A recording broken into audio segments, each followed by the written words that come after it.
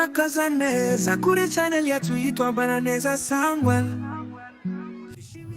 Turabasuhuje abakurikiye Mbananeza Samuel. Aka kanya tugiye kubigisha cyangwa se kubereka uko wakata ipantaro y'umuntu mukuru cyangwa se munini cyane, aho za fromire twababwiye cyangwa se twaberetse tubigisha mbere zitakora.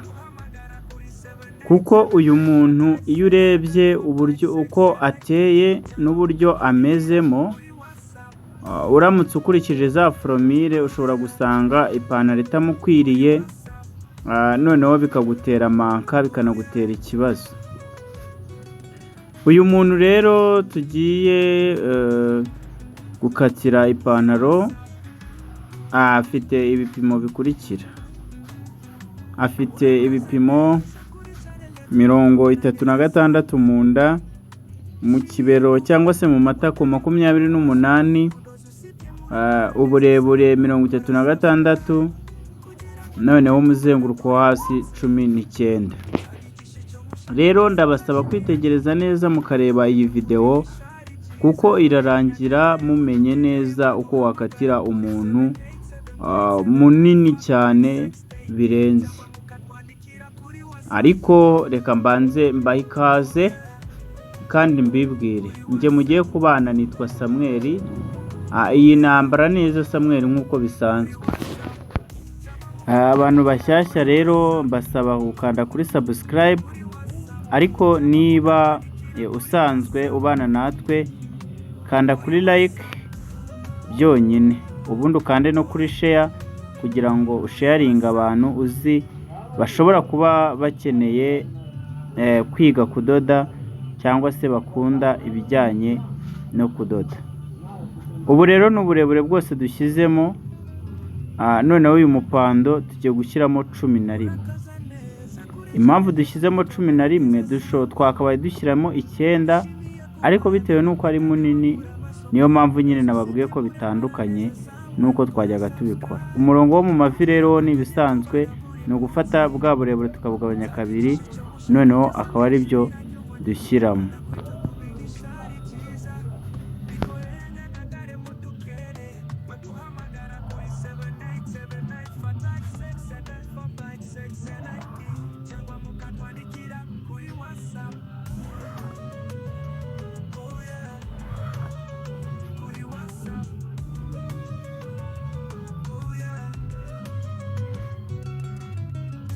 Aha rero iyo usoje gushyiramo imirongo, hano ukuraho 2 na hano ugakuraho 2, noneho aho nta kintu ukuraho, na hepfo nta kintu hano hepfo ukuraho 2, ariko hejuru nta kintu ukuraho.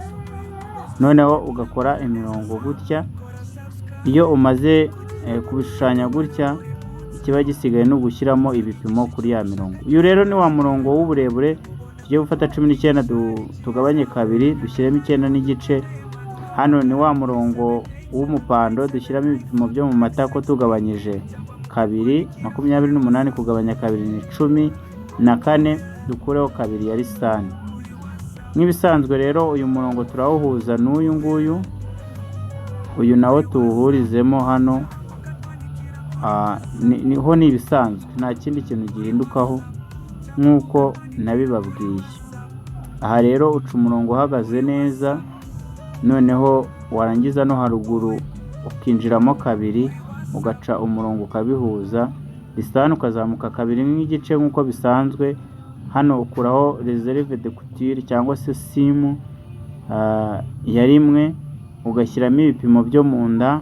Ahangaha 36 kugabanya 4 ni 9, noneho warangiza hano ugatambika 2 y'umufuka, ukamanuka 7 n'igice cyangwa se 7, ukurikije aho ikiganza cyanyura mu gihe ari gukora mu mufuka. Bamanuka 7 n'igice cyangwa se 7, kereka wenda ku mwana niwe ushobora kumanuka hepfo ukagira nka 6 n'igice. Ahangaha rero naho barenzaho igice, ariko hakaza habereretse nk'uko muri kubibona.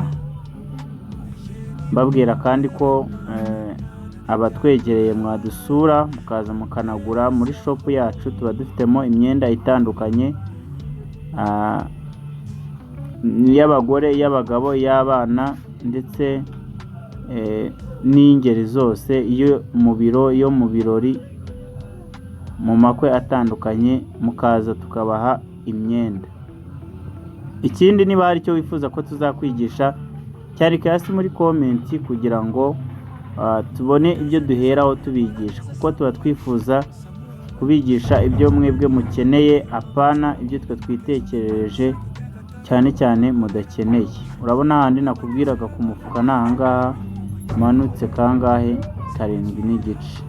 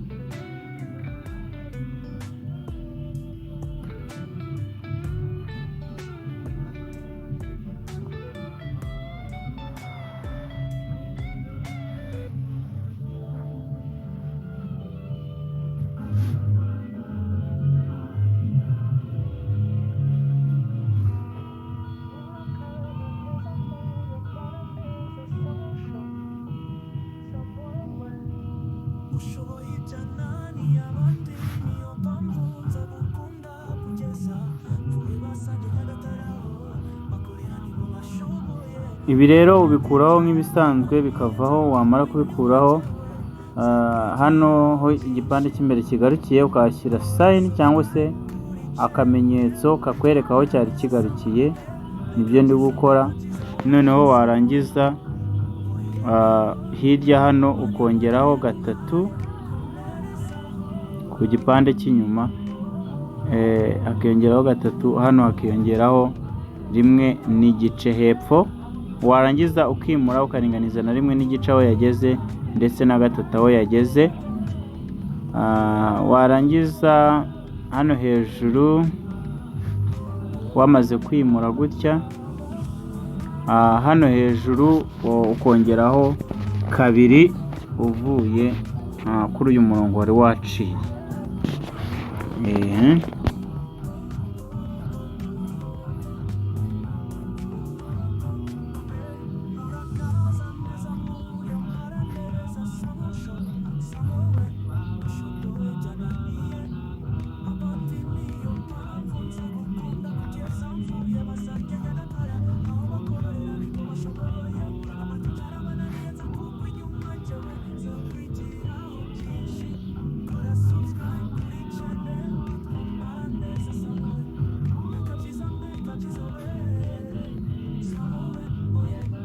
Dore aho nababwiraga bongeraho 2 ni hano. Warangiza ukayihuza na hariya hirya ku ruhande aho umurongo mbese uza umeze nkaho ubereretse. Ni gutya bakata ipantaro y'umuntu w'umugabo cyangwa se umuntu mukuru. Ikindi kandi rero hano, ubwo hano ni ugushyiramo ibipimo 3.6 kugabanya 4 ni 9, ugashyiramo 9. Warangiza aho 9 ryageze ukongeraho 2.5. 2.5. Warangiza uyu murongo ukawuhuza na hano igipande cy'imbere kigarukiye, gutya, ugaca umurongo ugororotse, wamara guca umurongo ugororotse hano ugakuramo iyi nguni, urabona iyo uciye gutya hahita hazamo inguni, ugakuramo inguni hano ukahaheta. Ni ibintu biba byoroshye, ahubwo mubwire abantu bagorwa no gukata ipantaro, mubahe iyi video mubabwire muti bibananiza iki ko kuri Ambara Neza Samuel tubyiga kandi tukabyigira ubuntu. Kuba waguze mega byonyine cyangwa se wifitiye wifi yawe, ukaba ufite n'igikoresho cyakira interinete, warangiza ukiga nta zindi minervari utanze.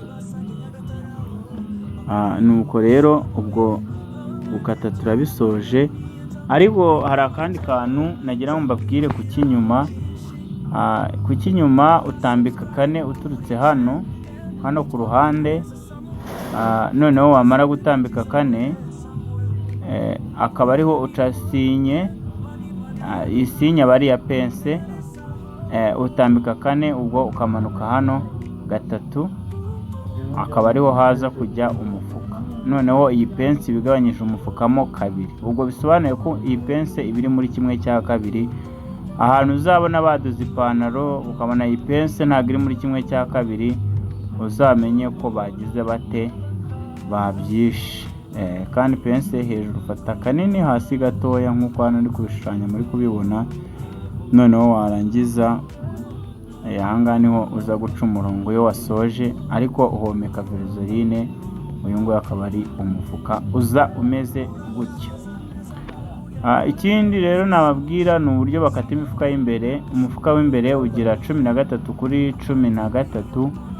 Noneho umufuka w'inyuma wo, igitambaro cyo gukora umufuka kigomba kuba gifite 8x19 cyangwa se 20.